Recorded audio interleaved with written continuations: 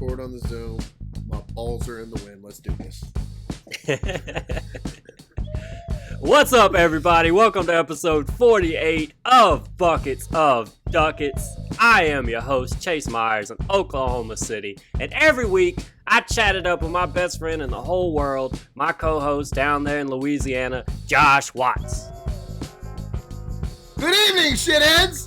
It's your boy, Eric Trapton here, the man who invented YouTube. With my bare hands. I didn't even know who invented YouTube. It was me, Eric Trapton. I invented it, look at and that. The only difference between me and Eric Clapton is when my son fell out of the window, I caught him because He just landed on your traps. yeah, He just nestled there. It's like a nice soft landing for him. You know? Yeah, he felt real good. He felt real comfortable. Plenty of space there. He's got it. This is episode 48, which is 23 more than 25. Woo! Shit. Woo-hoo! Close. That was close. Yeah, Almost tripped you up. Almost you tripped you up thought on you were that gonna one. trip me up. Nah, dog. No. I'm Never. a fucking math messiah. What's up, YouTube people? Nice to see you. Go ahead, subscribe, rate, review, comment, the whole thing. I know you can't rate on YouTube, but still do it. Podcast people, hey, little friendlier this week. How you doing, guys? Because we had a graduation. We had somebody, one of you Apple listeners, went from shit bucket to ducket head, and Congratulations. It's that simple. Now, honestly, it's somebody that I know listens to the show regularly. Okay, Yeah. Chelsea, good friend of ours. Thank you. She just knows that we're losing our mind every week just screaming on here. This was really more so just to check. Just she couldn't hear us do it for a third week. But yeah, she just said this is a mental health checkup. yeah. And look, I'm doing a lot better now, Chelsea. So Thank I appreciate you, Chelsea. that. We're doing a lot better now. I really appreciate you checking in Thank on you. us. But yeah, she came through with a 5-star review on Apple, and we appreciate that, guys. Apple users, I'd like at least one a week. Let's just keep this going. Can we at least get one of you guys to hit 5 stars? We get literally, I see the numbers. 50% of our listeners are Apple users. Okay, so you can't fucking hide from me. All right, hit the fucking 5 sheep. stars. Just follow and do what you're told anyway. Why don't you just give us 5 stars like we tell you every fucking week? Just go click that thing and subscribe. So, I told you I've been falling into the giant death trap of watching YouTube people. I do know that. One guy that there's 600 videos about, and every one of his videos tells people to subscribe and does this. And there has never once in all of YouTube been a subscribe button over here. But he does like it in he points every video. up? Yeah, he goes, hit that subscribe button, and it drives me fucking crazy because he knows it's down there. Oh, man. You know who's being driven crazy right now is people listening to this on a podcast and have no idea where you're pointing or what you're doing. That's what I was... Josh, every time I point at the microphone, it means you're not saying something into the microphone. That's what that means. It means you're doing a visual bit. I tell you what, if you shit buckets get on there and give us some goddamn reviews, I'll start explaining myself more. Till then, you get what you get. That's right. He points over his shoulder, like up into the upper corner of the room that he's in or wherever he is, where there has literally never been a subscribe button. And he says it in every video, and it's one of those family vlog things, and their home burned down. I couldn't have been happier about it. I'm glad. Oh, I'm glad you did it. I got you. Yeah. No. Whoa. Oh, okay. I did it. I'm just saying that I'm not heartbroken that it happened. Okay.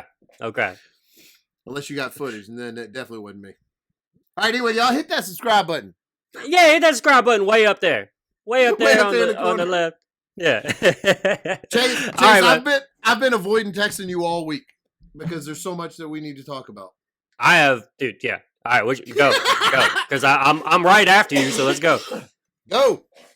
Oh, me? Okay. So I'm in Oklahoma City this week. When we talked last week, let's see, we recorded on Thursday of last week, and I had only done one show up to that point in Little Rock. And that was not, I had not experienced enough of Little Rock to truly talk about it. So I think the way to go is next week I'll talk about what happened this week in Oklahoma City. But I have to catch you up on what happened the next 5 shows after we recorded in Little Rock. Because, oh boy.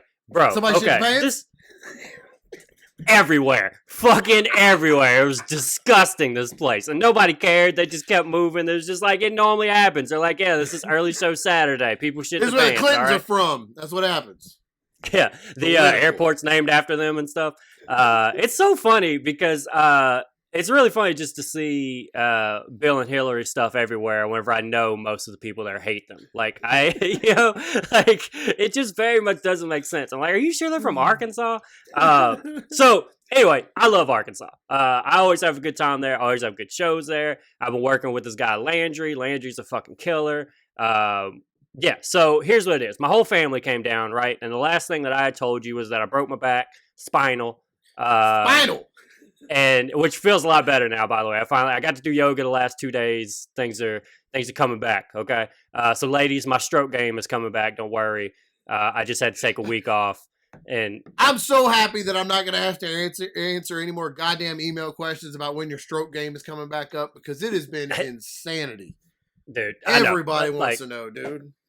It's trouble. So my family's here, and they just come out to like every show, basically. Well, they come out to the Wednesday show. They don't come out Thursday. They come out to both shows Friday. Now, Friday is what I need to talk about. Okay, so my family's turn, right? They enjoy drinking. You just telling me they went to 2 shows in one night. I already know it. I already feel like I am on this roller coaster with you. So my family's a good time, right? And they're very sweet, like simple people, and they just like to have a good time and drink and drink and drink. They're just simple folk. They are. They ain't never hurt nobody. They ain't never want to do nobody wrong. They just want to have a good time, and that's what they're about, right? They the Billy Gunn family over there, and so. So I get to the show. I gotta be there show starts at 7:30. I gotta be there at 7. I show up at 7. They're already in the back. They already all got drinks. The club already knows them. They're going, right? Whenever they go to shows, do they make a big deal about like they're your family? Do they mention it? Do they? A little bit. I know how they're kind of wild. Do they? After a while, after everybody knew, like the whole staff knew that they were going to be there because they were there Wednesday, and I told them, I was like, they're at least going to come out to a couple more shows. Everybody was kind of ready for them, and so my mother has to smoke two packs of cigarettes a day. Okay, she can't sit for 10 minutes in the show without going out and smoking, right? And so she's she can't smoke inside anymore. Yeah, and so she's going to get her. She's going to smoke right before the show starts, right? Oh. And so she's outside. There's like a balcony situation. The club's upstairs, right? And so I was out there earlier, and I heard like just a whole family just screaming at each other. Not my family, a Little Rock, Arkansas family.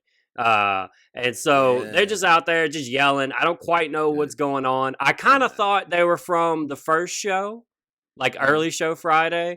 I also had to explain that to my family because I would have rather them came to the Saturday shows because Saturday shows are nice. Friday shows typically is early show Friday is a little bit of a sleepy crowd, right? Because these are people that went to work all week. They immediately left work, came to the show. They're kind of unwinding. So it's a little sleepy, right? That's typically kind of how Friday shows go. Late show Friday is the opposite.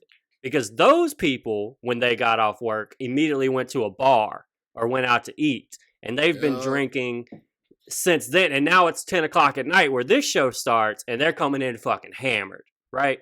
So my mother's outside smoking a cigarette. The loud Arkansas family they come upstairs. They're taking pictures of each other and stuff. They see my sweet mother. They see my sweet, sweet mother over there.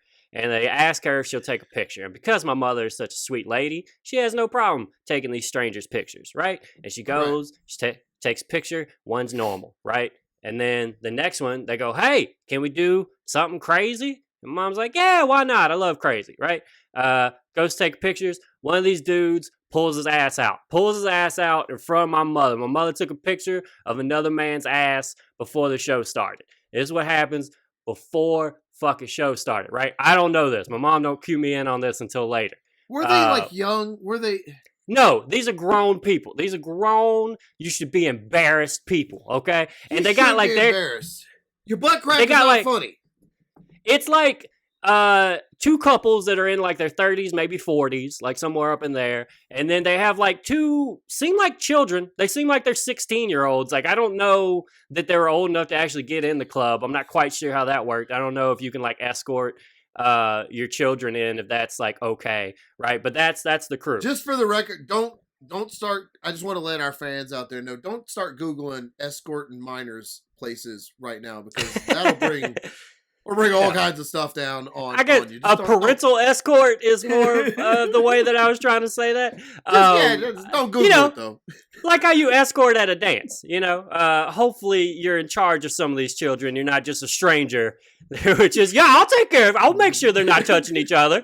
Like, making sure, I'll make sure they leave room for Jesus. Like, it's not that situation where if you look at that dude's search history, he's going to jail. I mean, and maybe with these people too, honestly. I can't say that. I can't speak well of them. All right, so dude makes your mom take a picture of his butthole. Yep, dude's butthole's out. My mom's seen it. What a sweet woman. She didn't deserve that. I'm just saying that right now. She didn't not deserve at all. That. Not even a little bit. And so they come up, they're just being loud as shit, and the whole club is starting to realize, like, holy fuck, like, this is going to be a problem. I watched them come in the club. Now, I saw the screaming match downstairs before. I didn't see the butthole part, right? And then they come in. One of the dudes damn near trips when he walks in the door. There's like hand sanitizer, like on the walls and stuff. And he just like pushes it and just lets the hand sanitizer go for a while. It's like, and then, the door guy comes around and the dude straightens up. And, whoa, hey, what's up, man? What's up, bro? They go sit him. They're loud from the get. It's like 20 minutes for the show. They're like dancing and shit over there. They're just dancing at the comedy show before it starts. And they're not near Mike, so that's real weird. Yeah, they're not performing. They're just audience members. You dance at a comedy show and you're like me and Mike Connery. It's weird. So, club manager comes up to me, the host, Emily. She's out of Dallas. She was fucking dope, by the way. We had nothing but great shows. It was just a solid host. I'm the best goddamn feature you ever saw, and Landry's a fucking killer headliner, right? And so we just blew it off. Like, the whole week was just killer.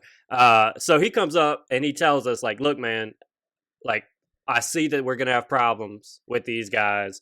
What I need y'all to do is not interact with them, because there's no doubt they're going to start yelling out shit during the show, and we want to be able to throw them out. But if you guys talk to them, then they're going to do the whole, like, well, he was talking to me. That's all I'm doing. Just fucking. So they want us to not say anything, which I understand. But that's also like, I'm walking into a show knowing somebody's getting thrown out of the show. And my hands are like tied behind my back. I can't really say anything. And so Emily goes up. The second she takes the stage, it's not just that table. For whatever reason, the second this Late Show Friday, she walks up and like one side of the room's like, you go, Emily, go get it. Yeah, go get it. The other side's like, go off, girl, go off. Yeah, get it, let him have it. Yeah. And they just won't stop doing that. Like, she can't go off if you don't shut the fuck up. Like, they just keep screaming, yeah, Emily, go. Yeah, tell the joke. Tell the joke, Emily, yeah! Like, it's like, it's supportive, but also you're ruining everything. And Emily is like, she's maybe 3 years in, and she is really good at, like, staying, like, kind of poised. And so she doesn't acknowledge it at all. She just stands still while everybody's screaming, yeah, go get it. Get that comedy, girl, for like 2 minutes, right? And she's just standing there. And then I don't mean to interrupt you, but I am going to learn to edit enough to get a soundbite of you going, tell the joke, say it, tell it. Go get it.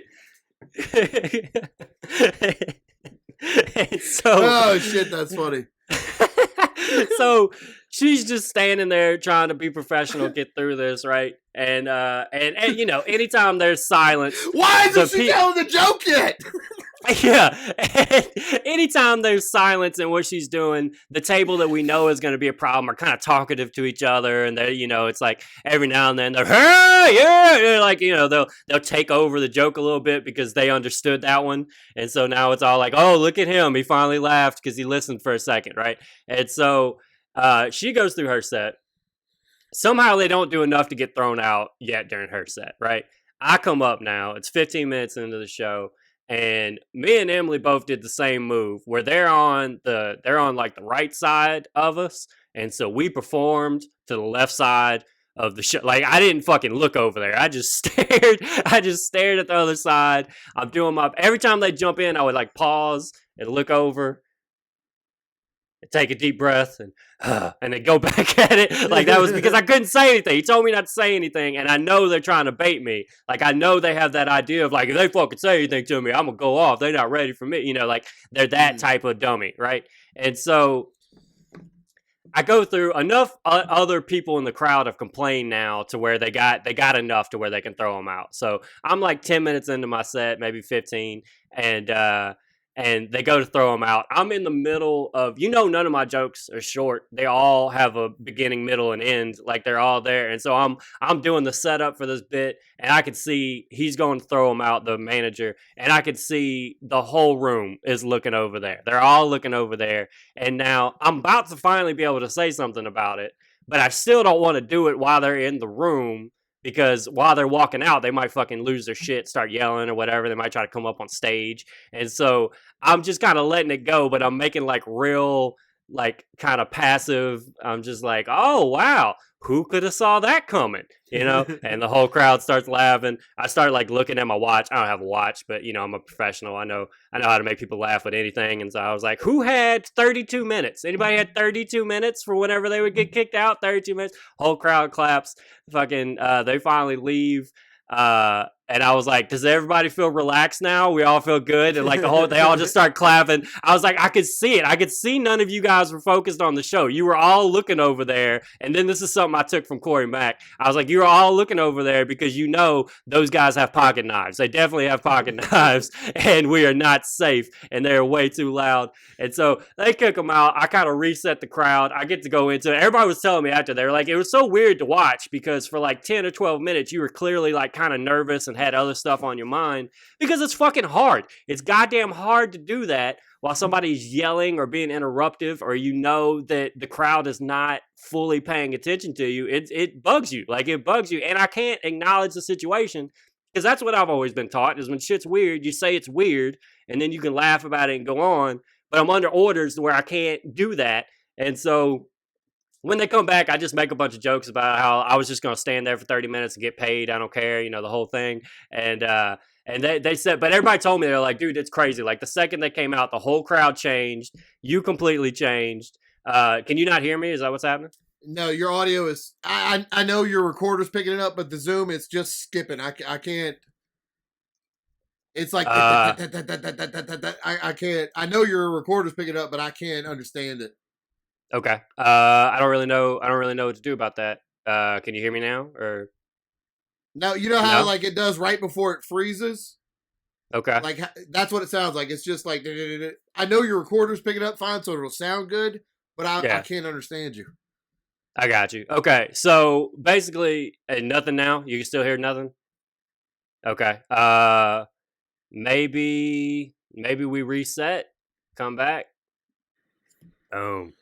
Okay, so we had a little bit of difficulties with the audio. You can hear me now, right? Yeah, I hear you now. Now that we got Steve Jobs' ghost out of the internet trying to fuck us, that's what he was doing. Steve Jobs' ghost was trying to butt fuck our production right now. And you know what happened? We called ghost hunters. They came down here. We broke some backs and made some ghosts humble. That's what happened. So welcome back, America, to the show. Yeah, okay. So just real quick recap. You didn't miss a lot. Basically all it was, yeah. Okay. So crazy couple in Arkansas, yelling before they come in. They come in, they trip, they knock hand sanitizer everywhere.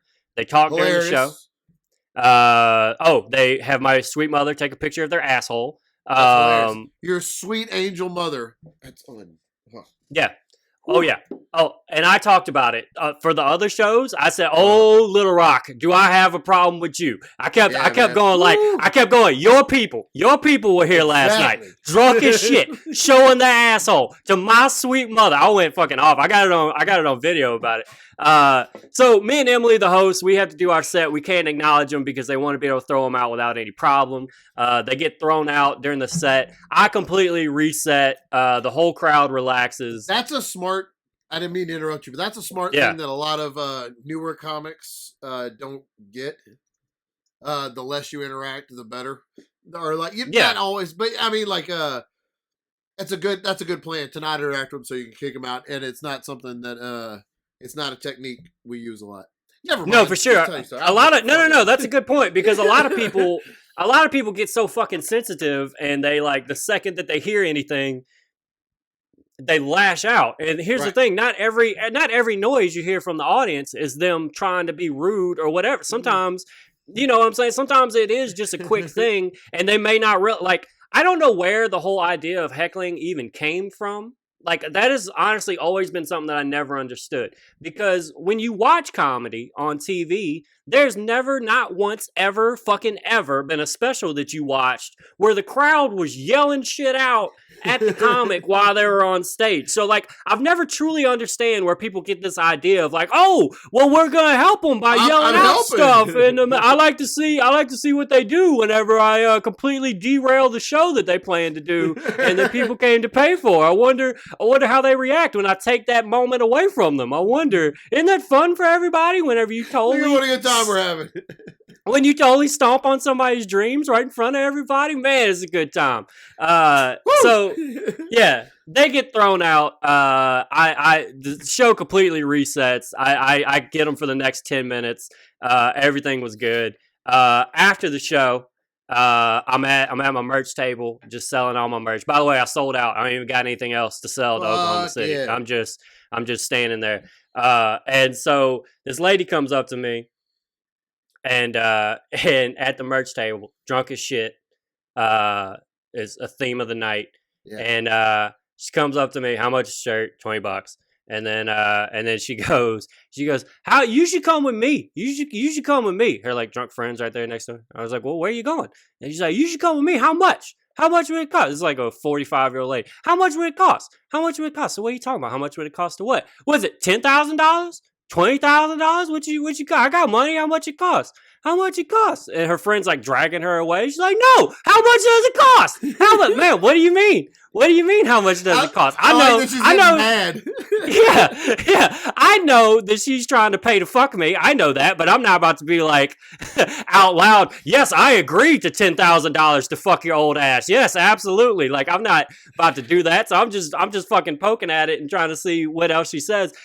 Josh, she pulled out like an envelope of like from the bank hundreds, fucking fanned a bunch of $100 bills in my face. They go, how much? Just how much? She's like almost across the table now. Her friend like tackles her, like, put the fucking money away, you dumbass. What are you doing? She's like, I don't even care about money. It's just money. I don't care. I don't care what 10,000 fucking men, just useless. The goddamn useless, just useless. What fucking useless. And then her friend's like, is that McDonald's still open? I was like, yes, take her ass to that McDonald's. Get her to that McDonald's. I just want to note that this old lady that you kept calling an old lady, you said was 45. I mean, she's 15 years older than me. Like, she's older than me, and she's too old to be acting like that. That's what I mean. I know. Yeah. Don't take that personal. That's not a, yeah.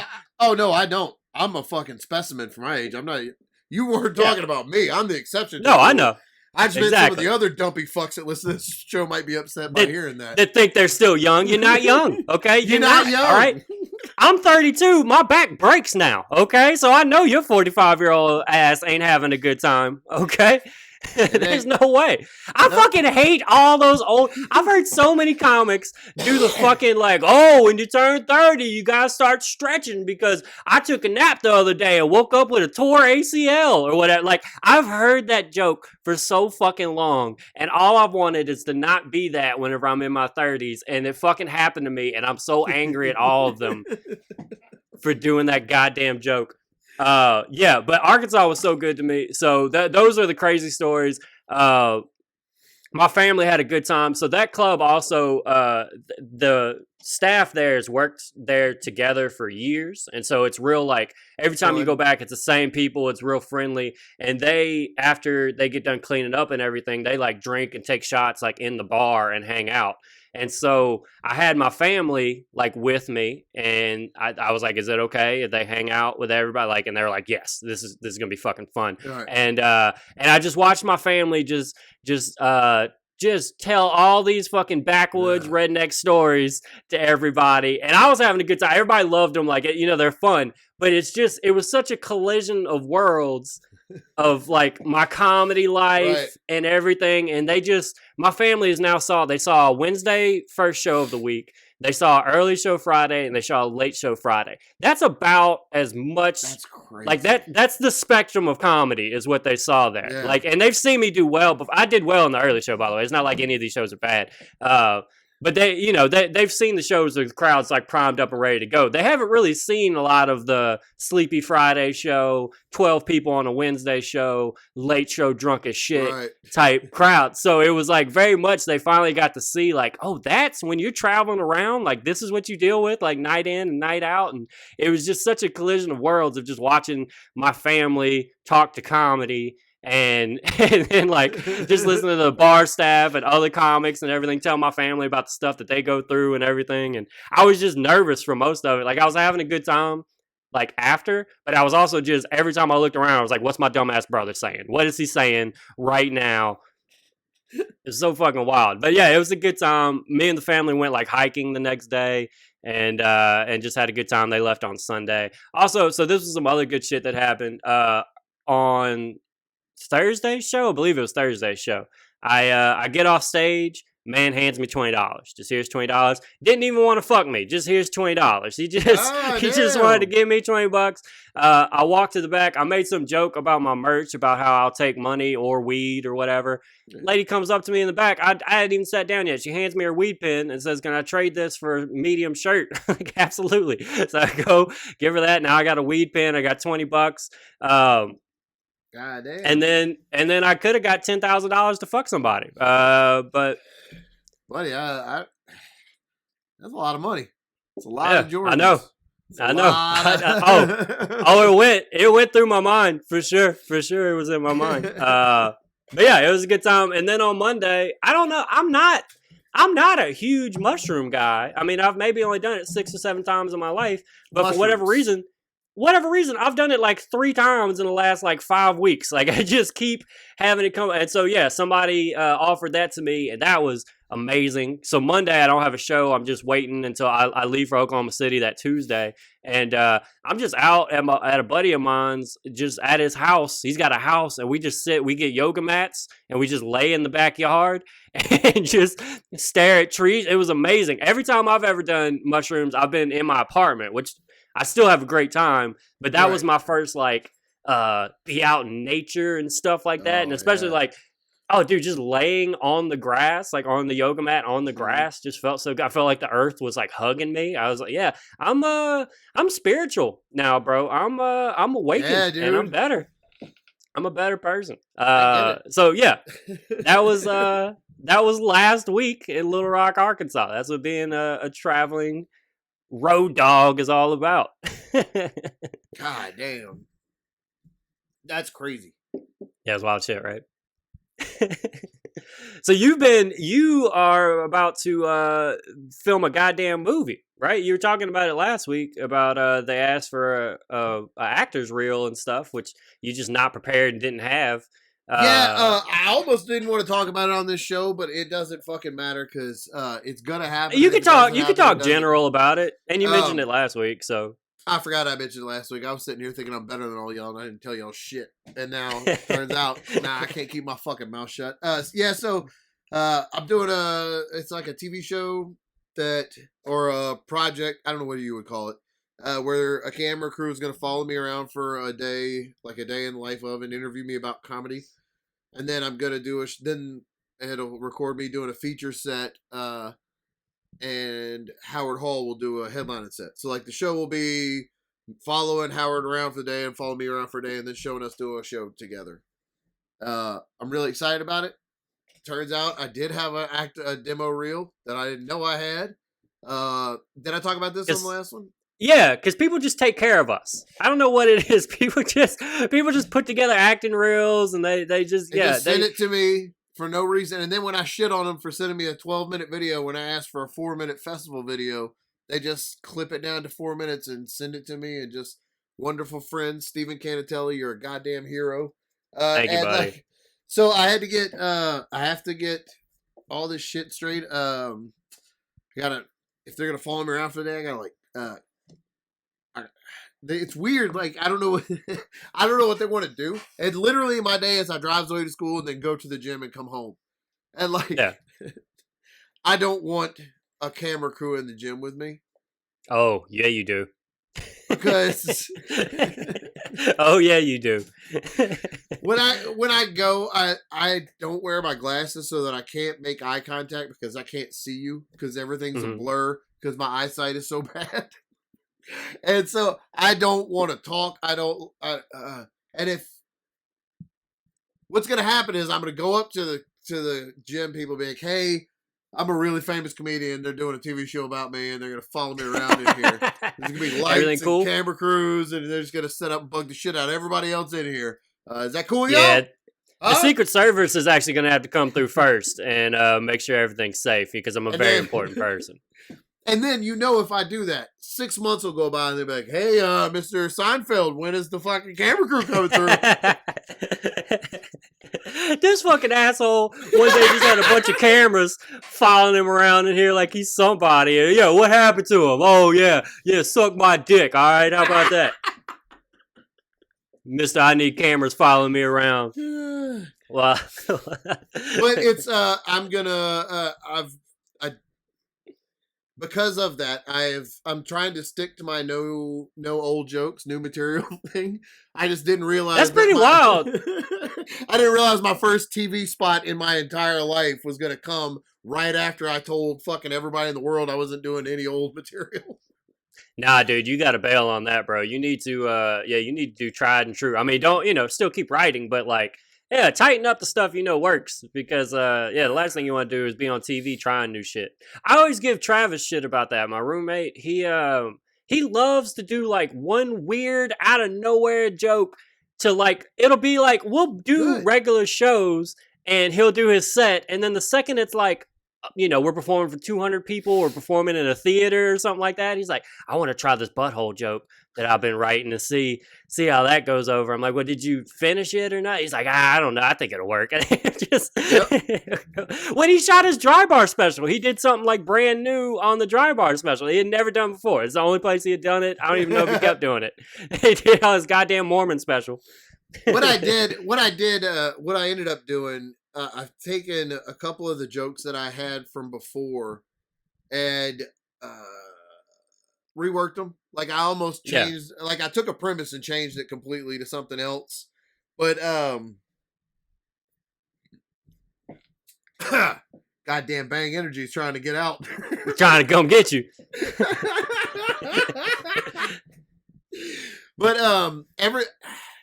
I feel really good about my the material that I'm working. Oh, I'm definitely doing the paintings joke though with my paintings. Oh, you have to. That's a killer. You have to do that joke. I adjusted that to because now after quarantine and lockdown, it makes so much sense that we would paint pictures of each other and I. Oh yeah, and your painting makes perfect sense for going crazy in a house because I'm a stay-at-home dad, stuck right? with somebody. Yeah. No, that's perfect. Exactly, and I have never. That's it's a joke I do where I have two paintings that Michelle and I did, and it's just look she did a normal thing and I did but it's a really good joke. I'm really proud of it, and it's never let me down. But I got to where it felt like I felt like Gallagher because I had to bring these paintings on stage with me everywhere I went. Yeah, that bugged you. I remember having to talk you down a little bit from that of dude, it's a joke and it's one visual for it. I've seen plenty of comics do that. It's not props. You know why? I mean, it brought back the I wanted to distance myself from walking in with a stupid satin jacket and no shirt and a wrestling belt and yelling at people But like I'm still bringing props. I got over it once that joke murdered every time and almost won me that little stupid trophy of Baton Rouge's Got Talent. I still want that stupid piece of shit trophy. I bet he's not even treating it well.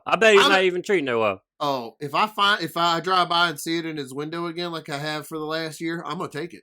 No, that's the thing. You would tour the country with it. Yep. You would show it the respect it deserves. Yep, I'd fuck that trophy every single day. The respect it deserves. Chase, I can't tell you enough how I didn't give a shit about that contest until they brought in this little $25 trophy, and I was like, I gotta have it now. Now I've gotta have it. Like, I instantly wasn't friends with the guy anymore, the other guy. Now, fuck you. That's my trophy. Okay. So the paintings thing. So I did another show. Corey Mack came to town, and I got to do a show in Mandeville. I goddamn love Corey. I love doing his shows. It was great to see him. I haven't seen him since all this started. Corey Mack is I don't even know how he's a comedian. How do you describe Corey Mack? Yeah, hey. Corey Mack is Corey Mack. There's no other way. I don't know. He makes drone videos. He makes music. He's comedy. He's a host. He's the man he lives his life doing whatever he wants, and it's I'm envious, honestly. He's really figured it out. He's been doing comedy for I don't know forever. Maybe I think he started comedy. Like I think it was like him and Lenny Bruce and Pryor back in the day, and he's been doing it literally like 20 years or something like that, like close to, if not 20. And yeah, he was the only guy in Louisiana that could just do comedy and make a living because he would run all of his own shows. He was the first comic that our scene in Louisiana is pretty small. And a lot of times we don't know how to like ask for money or to feel like we should get paid for what we're doing because we always came up doing all these free shows and stuff. And Corey was the first person that I remember actually having shows that were like, no, if you do my show, you're going to get paid. You're going to make some money doing my show, and like made it a point to do that. And he lives in New Orleans, him and his wife, and they just do whatever they feel like every day. And they live just like this hippie couple. They've moved to Florida because fucking great. They just went to where things were. They did it right. Yeah, like once everything shut down, they just went on the road. They just started traveling around and just state parks and tents and shit. Just fucking great. Very. So that's Corey Mack. Yeah, that's Corey. Let me tell one quick Corey Mack story, then you can tell go for it. Corey Mack, years and years ago, when I was still living in Louisiana, booked a gig in Mississippi, and he shows up at the gig, and there's all these pictures of Corey Mack that's going to be performing that week. Now, the problem is the Corey Mack that is on all these flyers is a Canadian white lady.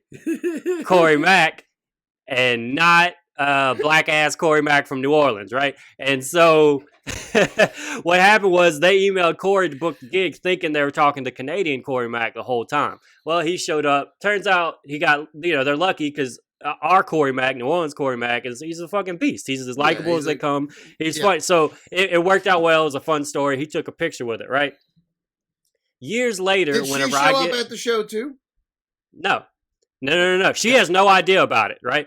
Years later, whenever I get the tour in Canada, the one that ended up having me move to Seattle, whenever I get that, I'm doing the show. Howard Hall, who you're doing the TV show with, was originally supposed to go on the tour with me, and he had to back out because of whatever. And the dude that booked the tour texted me and said, no, don't worry, I got Corey Mack on it. And I was like, oh, fucking sweet. I love Corey. Yeah. I do the show. I do like the Mandeville show that you're talking about. And I'm with Corey like a week later. I go, bro, we're going to Canada. That's fucking awesome, right?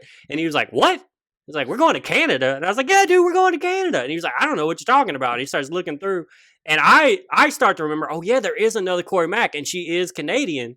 And so I was like, no, actually, I think it must be that other lady. I didn't even think about it. I look, and it turns out they spell their name different. One is an EY, the other's a Y.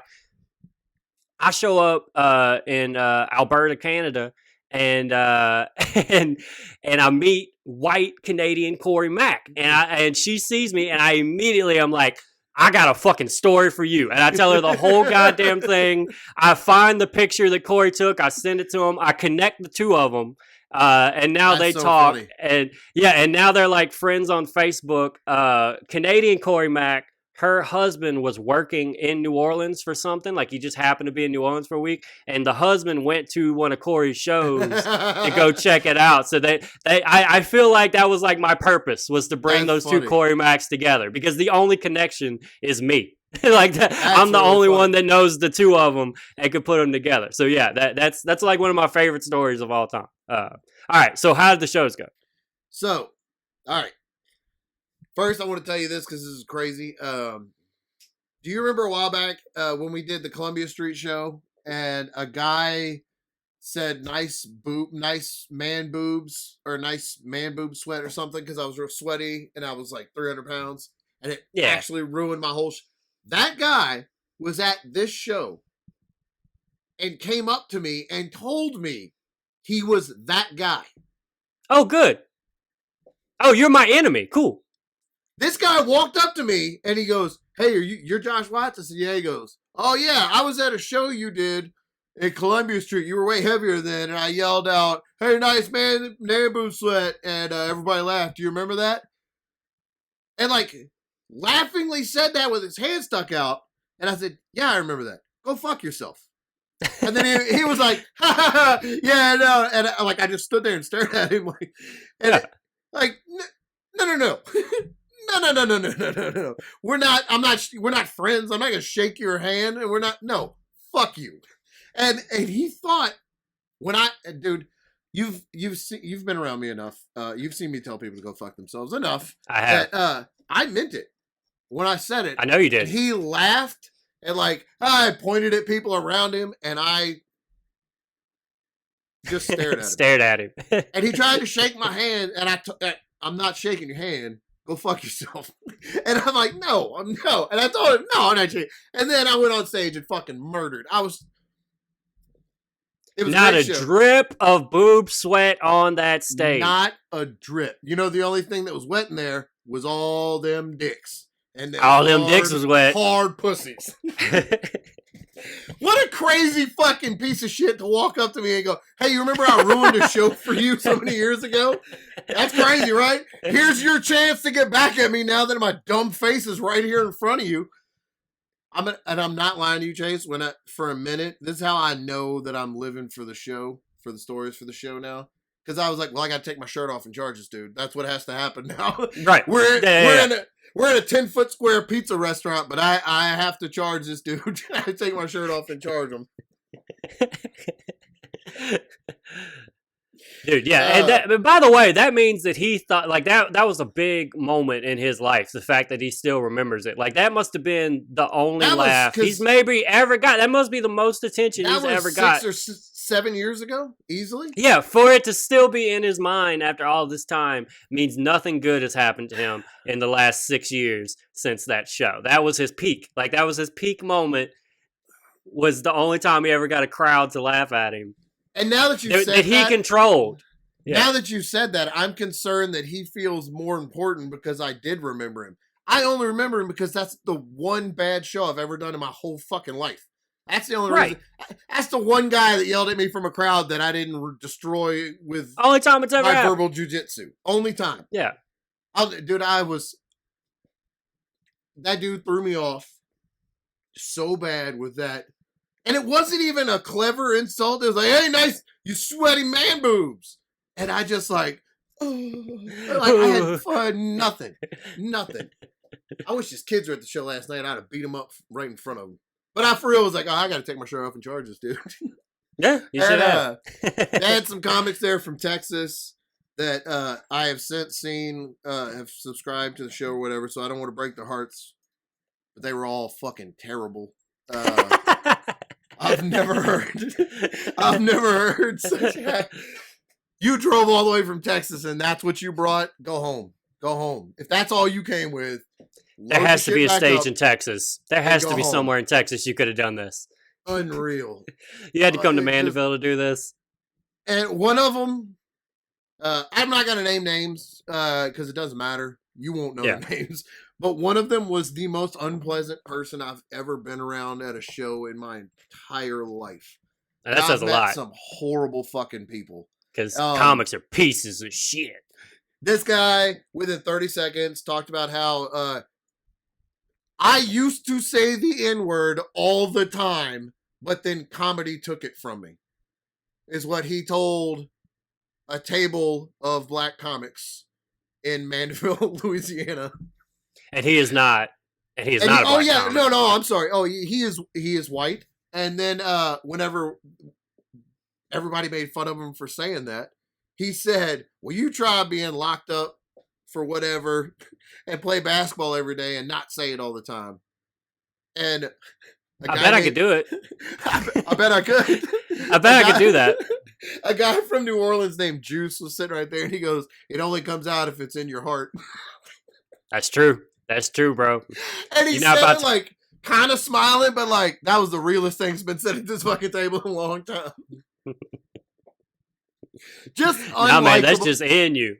Just Yo. instantly unlikable. The lunatics that come to Louisiana to do comedy are just, it's a different level. And they feel welcome there because this dude came from Texas. He was like, I know a place where I'll fit in. And then even there, it's like, no, bro.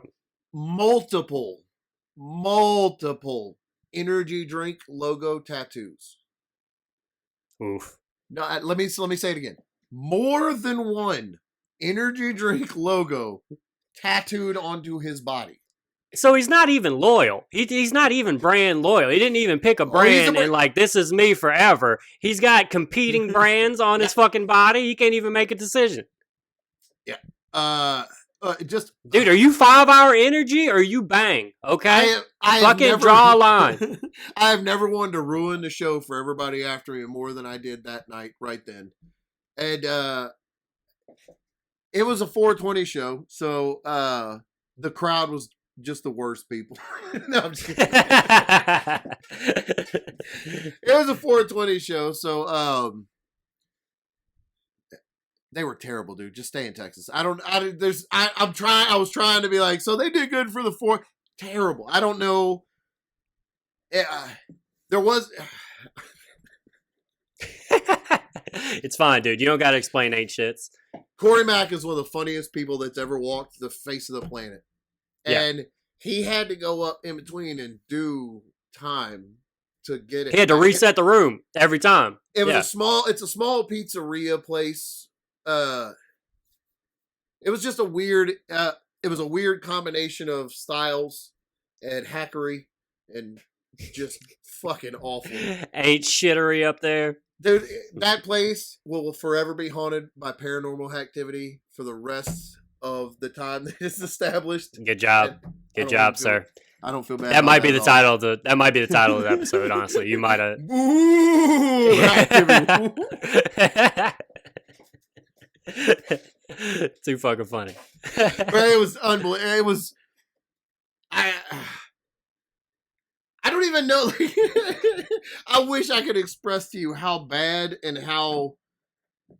Because before have you ever done that where you meet a comic and they're like, "Oh, I've been doing it for 8 years," and you're like, "Oh, so you have to have some kind," and then they get up and you're like, "No, you've 2 months." Yeah, what have you been doing for 8 years? Yeah, I always wonder that whenever you say, I'm like, man, so you just never saw any. Is this what I'm watching? Is this progress?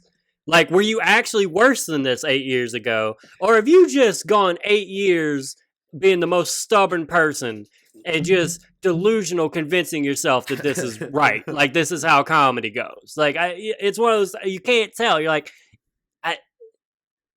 do you hear the crowd or the reactions? Like, you know. And I'm not trying to start any beef with any Texas comics or whatever, but I can't imagine any other comics support the hackery that was sent this way. There's just no way you can. No, there's a lot of good comics. I just worked with one. Emily is from Dallas. She was a beast. So like, yeah, I know a lot of comics out there. And look, I'm just gonna put this out there for everybody that comes to Louisiana. Just because you wear a Saints jersey doesn't mean we're gonna laugh at your bullshit jokes. So I don't. Oh, is that the move? Is that what a lot of them were doing? That was the move. One of them did have a really funny joke where he said because it's a pizza place in Manville, and he said I knew this. He tricked me because his opening line was good, and so I listened to the rest of it. And he said, gotcha. He said, he said, I was wondering, I didn't have any of the pizza, but I could tell it's good by how many white people with dreadlocks work here. That is a pretty good joke. That is a solid joke. And I was like, oh, so this guy is funny. And then he wasn't. Nah. Then they closed up, man. It was like it was an open show, and then they closed all the doors, and I was outside when they closed all the doors, and the stage was in like the corner of the front of the restaurant, right by the door. So like, if I wanted to walk in, I would have to walk right in front of the stage, in front of the whole show, and it was like a pizzeria, so I would have been walking right in front of it. So they closed all the doors, and I was like, well, guess I'll go home. I guess I'll just leave. Oh, so like after your set, you were shut out? Yeah. Well, it was after I had to walk out after one of the other comics sets. Oh, who you talking to? I know what you mean. Yeah. I had to walk out. Oh man, I was texting Chase. This guy would say something, and I'm sitting at the table, and he would say something. And if you're watching if you're listening, the guy would say something to me, and I would make a snarky face, and I'd pick up my phone and text Chase an exact quote that asshole just said, and then look at him and put my phone down. And then he'd say something again. I go, no, I got a transcript from the show. I know. I know. I got the minutes. I know what happened. There's no way it didn't look suspicious either, because he changed shirts, and I was like, snap. And then look at this. He changed his shirts like that's gonna make him funnier. It's just I forgot the people that will travel. You don't get better at comedy if you don't try to do it in new places. But sometimes, like, you drove too far to only bring that with you. Like, that's none of you. At least one of you should be funny. If there's a car full of, I don't know. Yeah. Well, I'm glad that you're back performing, man. I'm glad that you're back at it, man. This is it's really cool to hear you actually like having some show stories and stuff, and actually have stuff going on, man. Yeah, dude, it's I'm really excited for what that show's gonna be. I've been pleasantly surprised at how easily it's come back to me. I'm not saying I'm definitely rusty, but like, yeah. No, it took me a good month, perfectly month and a normal half to get back on stage and start talking again. I didn't talk too fast. Like it's still there. It's just, it's really good to be back in the world. I still don't know how to talk to people. And the 420 show, I was way too high. So it was that weird, like, I feel like I probably look like a lost child in a store to anybody around me because I was so high. Like, people walk by and I'm like, just just like somebody sit down next to me, I'd get up and move because they're too close. You're too close, man.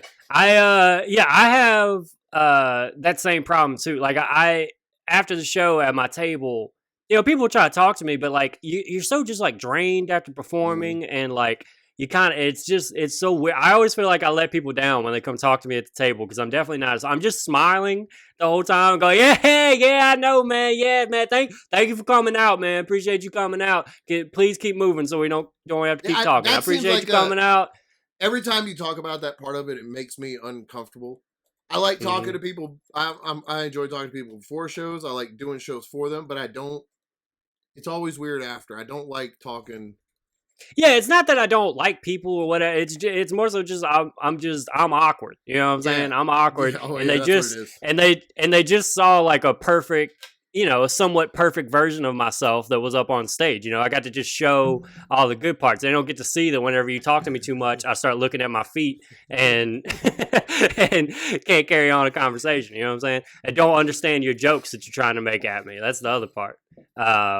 But also other people that want me to fuck them for $10,000, like, don't stop asking me that, because dude, for that amount of money and you get to fuck, like, I can't imagine a scenario where I wouldn't take that. Yeah, dude, it's wild. Like, and if she handed you the $10,000 and was like, well, this is actually for you to fuck my husband, and it was me, I would be like, it's $10,000 and I'm still fucking. Where you at? Where you at though? Bring that wet dick over here, I guess. No, and it's one of those things where, like, I've heard this from many comics or whatever, so this is definitely not like an original thought, but like, we know dick is free. Like, dick is free. You don't have to pay for dick. Like, honestly, if she just came up and said, "Do you want to go fuck?" I might have just went and fucked. Like, like, you know, you didn't have to start. And she started the bidding at 10 grand. Like, she didn't. That's high, She didn't dude. like. Yeah, that was where she started. Like, yeah, she was so mad at me. That's a good sign though that she. And I just kept. And literally, I really wasn't saying no. I was more so saying, like, hey, I gotta, like, this is payday and I gotta wait and do some stuff at the club, but, like, give me an hour. Like, I kind of wasn't saying no. It was a friend that kind of shut it all down. But yeah, also, yeah, I couldn't tell. I was like, maybe this is, maybe she's a cop and she's trying to get me because they heard that I'm out here just throwing ass across the country, just out here, just slinging dick everywhere. And they want to make sure that. We couldn't put an episode out this week because Chase was arrested for prostitution. Yeah. Also, my back was still hurting a little bit, so I was gonna have to really like make something happen. But you know, it would have been my Michael Jordan flu game. I would have fucking scored. I'd have made sure. I've been so I'm supposed to go see the doctor at the VA. I have an appointment finally, and they've been sending me all this information because the last time they saw me, I was 30 or under 30, and now I'm 40. Yeah. So they're like, so I'm getting all the "you're 40 now" information, and like almost all of it has been loss of sex drive and erectile dysfunction stuff. And I'm trying to say this as classy as possible.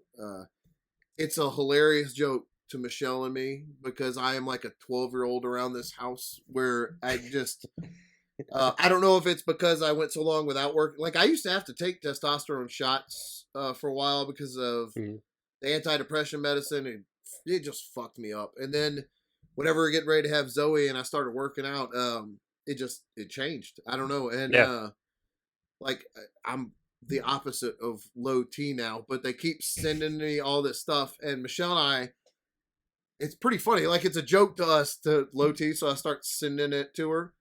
Like I send her the briefs about like how to get your sex drive back up when you're 40, and I send it with a picture of my dick.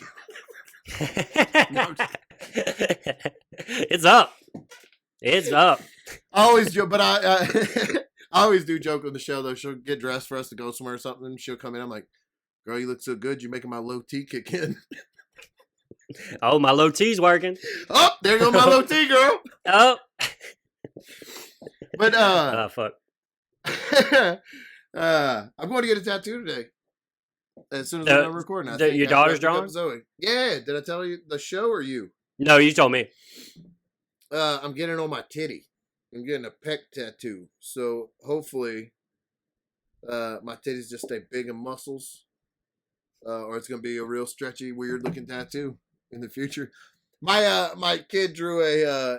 We call him the Red Man. It's a little stick figure guy she likes to draw, and she draws him everywhere she gets a chance. And it's just like a circle guy with legs, and she drew one that has a little mohawk on him, and so I'm going to get him. And I'm really excited to go get a tattoo. And I was trying to be a good citizen because I have O negative blood, like the world universal donor. And so I said, I'll go donate blood before I get a tattoo because you can't do it, for a little while after. And I remembered that they were going to prick my finger. And I was like, hold on. You can't give blood after a tattoo? No. Well, okay. Oh, I didn't. It used to be a year. After a tattoo, you had to wait a year. Now they say you can wait until it heals all the way, and then you can. I've never heard that. I didn't realize that was a thing. I didn't know about it. But then I was like, so I was okay donating blood. I donate blood pretty regularly. It feels really good if you just get old blood out, and then your body makes new, stronger, more powerful, potent blood, and then you start. That's how I'm going to evolve above everybody else. I'm just going to keep switching out my old dirty blood for new blood. That's what Vince McMahon's doing. I feel like you got to be careful when you say dirty blood and pure blood. If they take that, you take that out of context. Man, this episode. Yeah, watch what you're doing there. This episode is just landmines. This would be just a loop clip of me saying dirty blood, dirty blood, dirty blood. Big black guy, big black guy. We're just gonna be doing that over and over again. All right, man. We did it. This is a solid show. Fuck. Hell yeah, guys, Holy shit, listening. Thank y'all so much. Man. Yeah, man, we're great. We are great. We're two of the best. This is the Best Damn Podcast. Tell everybody that you know. Tell YouTube Apple.com. people, subscribe, like podcast people, Apple Podcast people. We were nicer this week, but I would still like to see at least one a week. Let's get 1 5-star a week. All right, if 50% of our fucking listeners are Apple, then I think that's doable. Let's get one a week. Thank you, Chelsea, once again. Thank you, Chelsea. Yeah. And one more thing before we go. I don't know how many times I have to give you the fans out here my mom's email, but I've given it 100 times. It's in the description of the link below. Email my mom and tell her that I am funny. That's all I'm asking. Not a big deal, guys. Just send her a quick email. Your son, not failure, very funny. Any order, those words. Yes. Perfect. All right. See you guys next week.